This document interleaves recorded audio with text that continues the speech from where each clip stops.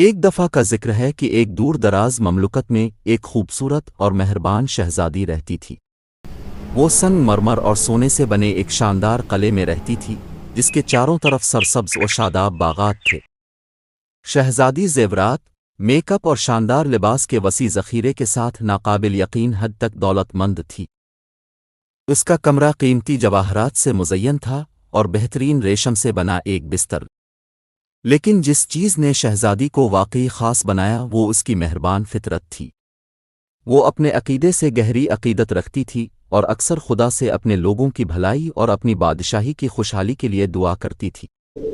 ایک دن شہزادی نے اپنی دوستوں کے ساتھ باغ میں ٹہلنے کا فیصلہ کیا۔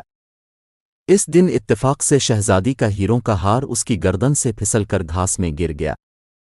ایک غریب بوڑھے کسان نے، جو قریبی کھیتوں میں کام کر رہا تھا، سورج کی روشنی میں ہار کو چمکتا ہوا دیکھا۔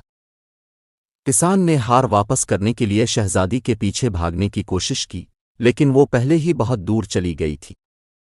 چنانچہ اس نے ہار اٹھایا اور اپنے ساتھ گھر لے گیا۔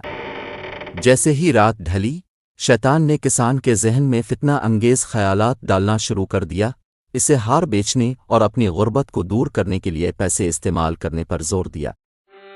لیکن کسان نے ایک نیک آدمی ہونے کے ناطے آزمائش کا مقابلہ کیا۔